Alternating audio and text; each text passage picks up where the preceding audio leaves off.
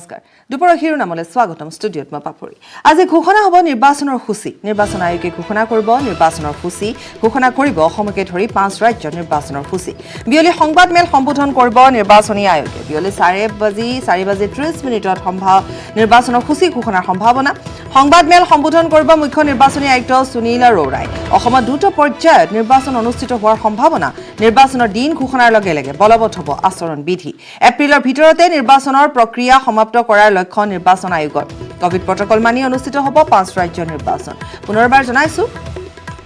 এই মুহূৰ্তত সবিশেষ যে আজি ঘোষণা হ'ব নিৰ্বাচনৰ সূচী নিৰ্বাচন আয়োগে ঘোষণা কৰিব নিৰ্বাচনৰ সূচী ঘোষণা কৰিব অসমকে ধৰি 5 ৰাজ্যৰ নিৰ্বাচনৰ সূচী বিয়লি সংবাদ মেল সম্বোধন কৰিব নিৰ্বাচনী আয়োগে বিয়লি 4:30 বজাত নিৰ্বাচনৰ সূচী ঘোষণাৰ সম্ভাৱনা আৰু সংবাদ মেল সম্বোধন কৰিব মুখ্য নিৰ্বাচনী আয়ুক্ত সুনীল আৰোৰাই আৰু আমি এই সন্দৰ্ভত আৰু অধিক খবৰ আমি সবিস্তাৰে লাভ কৰিম আমাৰ জ্যেষ্ঠ সাংবাদিক তপন তালুকদাৰৰ পৰা পোনপটীয়াকৈ সংযুক্ত হৈছো তপন আপোনাৰ সৈতে আমি সবিশেষ এই সন্দৰ্ভত জানিব বিচাৰিম তপন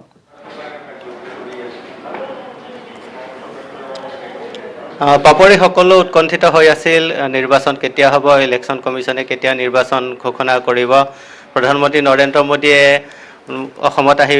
ভাষণত কৈছিলে যে 7 মাৰ্চৰ ভিতৰত নিৰ্বাচন আয়োগে যিকোনো মুহূৰ্ততে তাৰিখ ঘোষণা কৰিব পাৰে নিৰ্বাচনৰ কিন্তু আজি হঠাৎ সকলোকে আচৰিত কৰি নিৰ্বাচন আয়োগে আজি তাৰিখ ঘোষণা কৰিব সকলো ৰৈ আছিলে লক্ষণীয় কথা হ'ব অসমত এইবাৰ কেতিয়া নিৰ্বাচন হ'ব আৰু কেইটা ফেজত হ'ব জানিব পৰা মতে অসমত 2টা বা 3টা মেক্সিমাম পৰ্যায়ত নিৰ্বাচন হ'ব পাৰে যোৱাবাৰ 2016 চনৰ নিৰ্বাচনত 4 এপ্ৰিল আৰু 11 এপ্ৰিলত নিৰ্বাচন হৈছিল তো সেই অনুসৰি এইবাৰো বিহুৰ আগতে ৰঙালী বিহুৰ আগতে নিৰ্বাচন শেষ কৰাৰ হয়তো চেষ্টা কৰিব নিৰ্বাচন আয়োগে যদি 3টা পৰ্যায়ত হয় তেতিয়াহ'লে হয়তো এটা পৰ্যায়ৰ নিৰ্বাচন ৰঙালী বিহুৰ পিছত হ'ব পাৰে কিন্তু যিমান দূৰ সম্ভৱ 2টা পৰ্যায়তে নিৰ্বাচন সম্পন্ন হোৱাৰ আশা আছে আৰু 3-4 তাৰিখৰ ভিতৰতে প্ৰথম পৰ্যায়ৰ নিৰ্বাচন হ'ব পাৰে নিশ্চয় তপন যেহেতু দেখিবলৈ পোৱা গৈছিলে যে প্ৰায় প্ৰতিটো ৰাজনৈতিক দলে বিহুৰ পূৰ্বে নিৰ্বাচন শেষ হোৱাৰ কথাই কোৱা হৈছিলে বা বিহুলে যাতে সকলোৱে আজৰি হ'ব পাৰে তাকে লৈ কিছু কথা সেই সময়ছোৱাত এটা চৰ্চালৈ আহিছিলে এই বিষয়টো এক প্ৰকাৰ যে বিহুৰ আগতে শেষ হৈ গ'লে ভাল আছিল গতিকে সেই তেনেধৰণে এতিয়া আমি আশা কৰিব পাৰোঁ নেকি যে বিহুৰ পূৰ্বে শেষ হ'ব আৰু তাৰোপৰি তপন যে পৰ্যায়ৰ কথা আহি পৰিছে 3টা পৰ্যায়ত নে 2টা পৰ্যায়ত এইটো স্পষ্ট ৰূপত আমি হয়তো বিয়লি 4:30 বজাৰ পাছতহে আমি জানিব পাৰিম তপন হয় 3টা পৰ্যায়ত হ'বনে নহয় সেইটো ইলেকশ্যন কমিছনৰ সংবাদ মেল হোৱাৰ লগে লগে আমি গম পাম যিমান দূৰ ধাৰণা 2টা পৰ্যায়তে নিৰ্বাচনটো সম্পন্ন হোৱাৰ আশা আছে আৰু ৰঙালী বিহুটো যিহেতু অসমৰ সমগ্ৰ অসমবাসীৰ কাৰণে এটা বৃহৎ জাতীয় উৎসৱ আৰু সেইটোৱে অসমৰ কাৰণে আটাইতকৈ ডাঙৰ জাতীয় উৎসৱ গতিকে সেইকাৰণে ৰঙালী বিহুৰ আগত নিৰ্বাচন সম্পন্ন হোৱাটো সকলোৱে বিচাৰেই লক্ষণীয় আৰু এটা কথা হৈছে যে এইবাৰ কোভিডৰো বহুত ধৰণৰ সমস্যা আছে গতিকে কোভিড প্ৰটকলক লৈও নিৰ্বাচন আয়োগে বিভিন্ন ধৰণৰ বিষয় চালিজাৰি চাব লগা হৈছে বিহাৰ ইলেকশ্যনত এই প্ৰসংগটো ওলাইছিলে প্ৰতিটো বুথত 1000তকৈ বেছি ভোটাৰ থাকিব দিয়া নাই নিৰ্বাচন আয়োগে গতিকে এনে পৰ্যায়ত যদি প্ৰতিটো ভোট কেন্দ্ৰত যদি 1000জনৰ মেক্সিমাম সীমা এটা বান্ধি দিয়া হয় তেতিয়াহ'লে হয়তো ভোট গ্ৰহণ প্ৰক্ৰিয়াটো অলপ দীঘলীয়া হ'ব পাৰে আৰু তেনে পৰিস্থিতিতে হয়তো 2টাৰ সলনি 3টা পৰ্যায়ত নিৰ্বাচন হোৱাৰ সম্ভাৱনা এটা থাকিব পাপৰি অৰ্থাৎ তপন আমি এনেধৰণে ক'ব পাৰোঁ নেকি যে কোভিড প্ৰটকল বা কোভিডৰ বাবে বা বৰ্তমান যিহেতু কিছু পৰিমাণে সংখ্যা বৃদ্ধি পাইছে দেশত গতিকে সেই সকলোবোৰ চালিজাৰি চাই হয়তোবা 3টা পৰ্যায়ত হ'ব পাৰে 2টা পৰ্যায় আমি ধৰি লৈছোঁ কিন্তু 3টা পৰ্যায়ত হয়তো সেইবাবেই হ'ব পাৰে আৰু দ্বিতীয়তে তপন আৰু এটা কথা কাৰণ নিৰ্বাচনৰ দিন ঘোষণা কৰাৰ লগে লগে আচৰণ বিধিও কিন্তু বলবৎ হৈ পৰিব তপন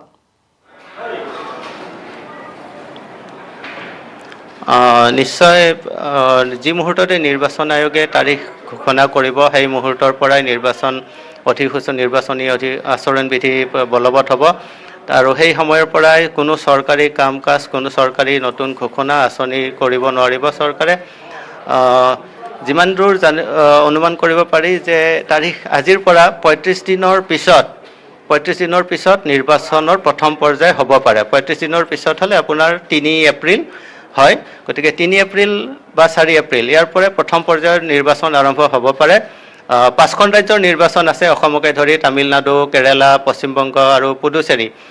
তামিলনাডুত 2টা পৰ্যায়ত নিৰ্বাচন হোৱাৰ আশা আছে। পশ্চিমবংগত এইবাৰ বহুত ৰাজনৈতিক খামখেয়ালি আছে, বহুত উত্তপ্ত হৈ আছে পৰিস্থিতি। যোৱাবাৰ পশ্চিমবংগত 6টা ফেজত নিৰ্বাচন হৈছিল। এইবাৰ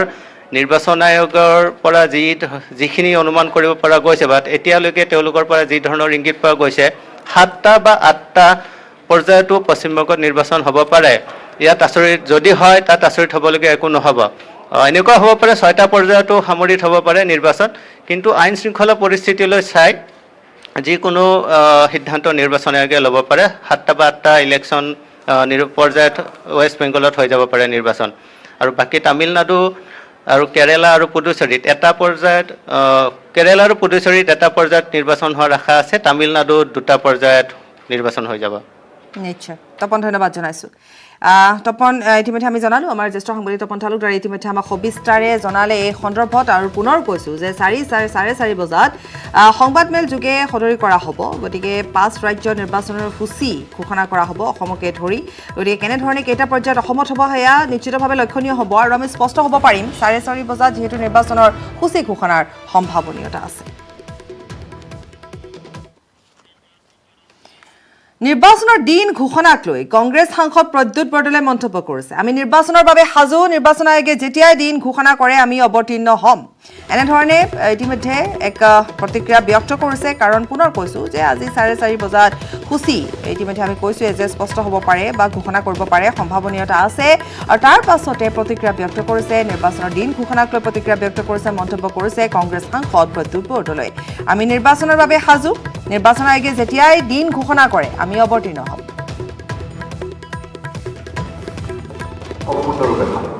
আমি কংগ্ৰেছ দলে চুকে কোণে এনেও আমাৰ কংগ্ৰেছ দলৰ DNA খুব ষ্ট্ৰং। আমাৰ যিডাল গছ, কংগ্ৰেছৰ গছ, তাৰ শিপা একেবাৰে পাতাললৈকে আছে। আৰু আমি চাৰিওফালে আমাৰ কৰ্মীসকলে উদ্বুদ্ধ হৈ আমি চাৰিওফালে কাম কৰিছোঁ। অসমৰ ৰাইজৰ ওচৰলৈ গৈছোঁ, ৰাইজৰ লগত আছোঁ। আৰু অসমখন এওঁলোকৰ অক্টোপাছী গ্ৰাসৰ পৰা বচাবৰ কাৰণে আমি অসমৰ সকলো বৰ্গৰ মানুহৰ সহযোগিতা লৈ, অংশীদাৰিত্ব লৈ আমি বিজেপিৰ এই অসম ধ্বংসী, অসমীয়া বিৰোধী এই নীতি, তেওঁলোকৰ আগ্ৰাসী ৰাজনীতিক শেষ কৰিবৰ বাবে আমি সম্পূৰ্ণৰূপে সাজু। সেইটো ইলেকশ্যন কমিশ্যনে ক'ব কেতিয়া হ'ব এই নিৰ্বাচন, যেতিয়াই নহওক লাগিলে আমি সম্পূৰ্ণৰূপে সাজু। আৰু এয়া নিৰ্বাচনৰ বাবে সাজু বুলি প্ৰতিক্ৰিয়া বা মন্তব্য ব্যক্ত কৰিছে প্ৰদ্যুৎ বৰদলৈ। আৰু আনহাতে যিহেতু ৰাজীৱ ভৱনত সাংসদ প্ৰদ্যুৎ বৰদলৈৰ সংবাদ মেলো আছিল আজি ভাৰত বন্ধৰ প্ৰতি সমৰ্থন আগবঢ়াই প্ৰদেশ কংগ্ৰেছে বন্ধৰ প্ৰতি সমৰ্থন জনাই আজি কংগ্ৰেছে অসম বচাও অভিযান স্থগিত ৰাখিছে। টোল গেটত ফাষ্টেগৰ নামত ৰাইজক শোষণৰো অভিযোগ উত্থাপিত হৈছে। বিজেপি দলৰ মুধা ফুটা নেতাসকলৰ ফাঁকিৰ ভঁৰাল বুলি কটাক্ষ কৰিছে প্ৰদ্যুৎ বৰদলৈ। ইমান মিছা কোৱা প্ৰধানমন্ত্ৰী দেশবাসীয়ে কেতিয়াও আশা কৰা নাছিল বুলিও কংগ্ৰেছৰ সাংসদ প্ৰদ্যুৎ বৰদলৈ মন্তব্য কৰে সংবাদমেলত। বিৰতিৰ পাছত ধিং এক্সপ্ৰেছ হিমা দাসক DSP পদত নিযুক্তি। মুখ্যমন্ত্ৰী সৰ্বানন্দ সোণোৱালে প্ৰদান কৰিলে নিযুক্তি পত্ৰ। অসমৰ প্ৰথমগৰাকী খেলুৱৈ হিচাপে DSP পদ লাভ কৰিছে হিমা দাসে। সৰুসজাইত আয়োজিত আড়ম্বৰপূৰ্ণ এক অনুষ্ঠানত স্বৰ্ণকন্যা হিমাক প্ৰদান কৰা হয় নিযুক্তি পত্ৰ। এই অনুষ্ঠানতে হিমা দাসৰ উপৰিও 597 গৰাকী উপ পৰিদৰ্শকক নিযুক্তি পত্ৰ প্ৰদান কৰা হয়। বিশ্ব চেম্পিয়নৰ খিতাপ জয় কৰি অসমক গৌৰৱান্বিত কৰিছিল হিমাই। জাকাৰ্টা এছিয়ান গেমছতো 3টা পদক লাভ কৰিছিল হিমা দাসে। আমি কিছু পোনপটীয়াকৈ সম্প্ৰচাৰ এই মুহূৰ্তত দেখুৱাই গৈছোঁ এক আড়ম্বৰপূৰ্ণ অনুষ্ঠান সৰুসজাইৰ পৰা ধিং এক্সপ্ৰেছ খ্যাত হিমা দাসক DSP পদত নিযুক্তি প্ৰদান কৰা হৈছে। আজি পুৱাৰ ভাগতে হিমা দাস আহি উপস্থিত হৈছে। মুখ্যমন্ত্ৰী সৰ্বানন্দ সোণোৱালে নিযুক্তি পত্ৰ প্ৰদান কৰে। আমি দেখুৱাইছোঁ কিছু দৃশ্য এই মুহূৰ্তত দেখুৱাই গৈছোঁ। অসমৰ প্ৰথমগৰাকী খেলুৱৈ হিচাপে DSP পদ লাভ কৰিছে হিমা দাসে। এই মুহূৰ্তত DSP পোছাক পৰিহিত অৱস্থাত হিমা দাসক দেখিবলৈ পোৱা গৈছে। সৰুসজাইত আয়োজিত এয়া এক আড়ম্বৰপূৰ্ণ অনুষ্ঠান স্বৰ্ণকন্যাগৰাকীক অৰ্থাৎ হিমা দাসক প্ৰদান কৰা হৈছে নিযুক্তি পত্ৰ। আৰু এই অনুষ্ঠানত হিমা দাসৰ উপৰিও 597 গৰাকী উপ পৰিদৰ্শকক নিযুক্তি পত্ৰ প্ৰদান কৰা হৈছে।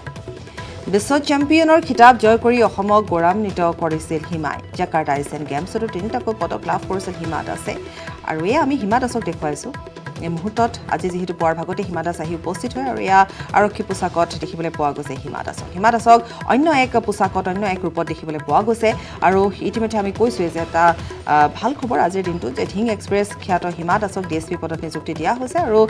হিমা দাস আহি পুৱাৰ ভাগতে উপস্থিত হৈছে এই মুহূৰ্তত এয়া সৰু সজাইৰ পৰা এক আড়ম্বৰপূৰ্ণ অনুষ্ঠানৰ মাজেৰে নিযুক্তি পত্ৰ প্ৰদান কৰা হৈছে হিমা দাসক মুখ্যমন্ত্ৰী সৰ্বানন্দ সোণোৱালে নিযুক্তি পত্ৰ প্ৰদান কৰিছে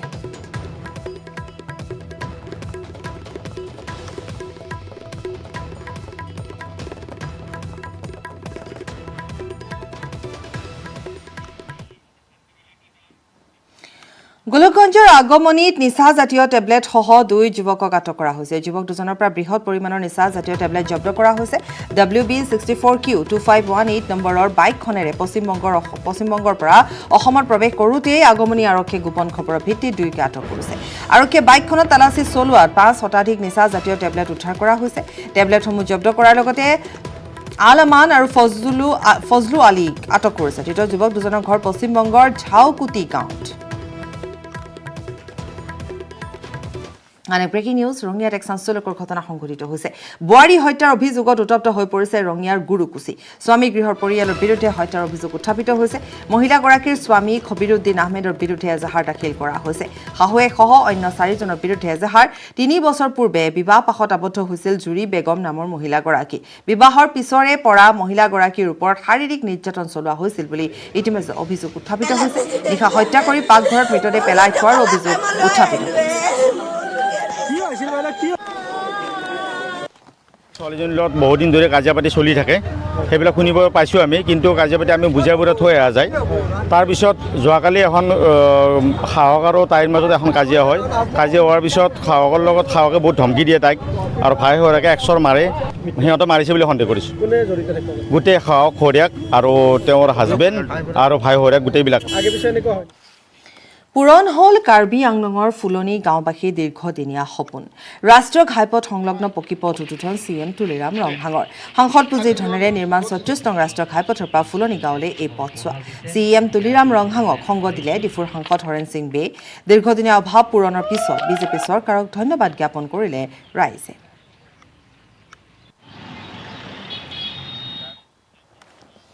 মানকাছাৰৰ ফেকামাৰীত বগৰী খেতিৰে স্বাৱলম্বী এজন নিবনুৱা যুৱক হাতশিঙিমাৰী ফেকামাৰী গাঁৱৰ মহম্মদ নজৰুল ইছলাম নামৰ শিক্ষিত যুৱকগৰাকীয়ে নিজা ভূমিত শাক পাচলি ধান ঘেঁহু কেট আদি কৰি প্ৰায় সকলো প্ৰকাৰৰ খেতি কৰি আহিছে শেহতীয়াকৈ যুৱকজনে কলকাতাৰ বগৰী পুলি আনি 3 বিঘা মাটিত খেতি আৰম্ভ কৰিছে ইতিমধ্যে 40,000 টকাৰ বগৰী বজাৰত বিক্ৰীও কৰিছে এতিয়াও লক্ষাধিক টকাৰ মূল্যৰ বগৰী গছত আছে বুলি জনাইছে আমি ভাবাৰ দৰে হৈছে তাৰমানে আমি ভাবিছিলোঁ আগতে যে কেনেকুৱা হ'ব আমাৰ ইয়াততো এইটো প্ৰথম মানে ইয়াৰ মানে আমাৰ এই সাউথ চলমা মানকাছাৰ ডিষ্ট্ৰিক্টত আমি দেখা পোৱা নাই কত আৰু এইটো আমাৰ নতুন ভেৰাইটি হয় যোনটো আপেল আৰু বগৰীৰ লগত ক্ৰছ কৰি হৈছে এইটো তাৰমানে বগৰী আপেল বুলি ক'ব পাৰি বঙাইগাঁৱত অসম জাতীয় পৰিষদ আৰু ৰাইজৰ দলৰ বাইক ৰেলী উলিয়াই আদৰণি অসম জাতীয় পৰিষদৰ কাৰ্যকৰী সভাপতি পবিন্দ্ৰ ডেকাৰ বাইক ৰেলীৰ অন্তত আয়োজিত যোগদান কাৰ্যসূচীত ফণীভূষণ চৌধুৰীৰ ঘনিষ্ঠ দীপু চৌধুৰী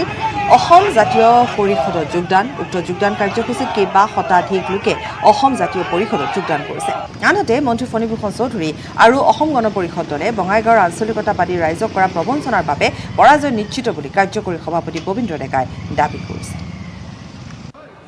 ৰণনীতি ইয়াত আমাৰ প্ৰাৰ্থী থাকিব আৰু এই প্ৰাৰ্থী আমি ৰাইজৰ দলৰ লগত ইতিমধ্যে কথা পাতিছোঁ আৰু ইয়াত কোন প্ৰাৰ্থী দিম আমি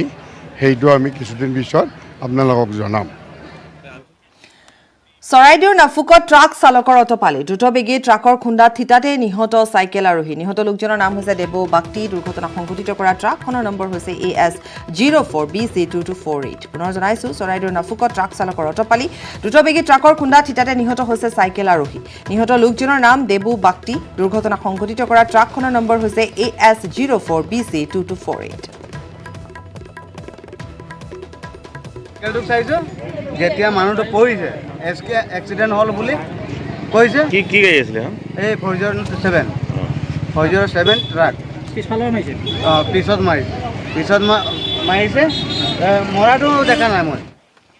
আন এক ব্ৰেকিং নিউজ লংকাৰ ৰাণী পুখুৰীত গৰু ভৰ্তি ট্ৰাক জব্দ ট্ৰাকখনৰ পৰা জব্দ 24টাকৈ চোৰাং গৰু গ্ৰেপ্তাৰ গৰু বেপাৰী ফাইজুল ইছলাম তালুকদাৰ আৰু জহিৰ উদ্দিন তালুকদাৰ জব্দকৃত গৰু কেইটাক আৰক্ষীয়ে উদালিৰ পাউণ্ডলৈ প্ৰেৰণ কৰিছে ঘটনা সন্দৰ্ভত এক গোচৰ ৰুজু কৰি তদন্ত অব্যাহত ৰখা হৈছে পুনৰ কৈছো যে লংকাৰ ৰাণী পুখুৰীত গৰু ভৰ্তি এখন ট্ৰাক জব্দ কৰা হৈছে ট্ৰাকখনৰ পৰা জব্দ হৈছে 24টাকৈ চোৰাং গৰু গ্ৰেপ্তাৰ গৰু বেপাৰী ফাইজুল ইছলাম তালুকদাৰ আৰু জহিৰ উদ্দিন তালুকদাৰ জব্দকৃত গৰু কেইটাক আৰক্ষীয়ে উদালিৰ পাউণ্ডলৈ প্ৰেৰণ কৰিছে ঘটনাৰ সন্দৰ্ভত এক গোচৰ ৰুজু কৰি তদন্ত অব্যাহত ৰাখিছে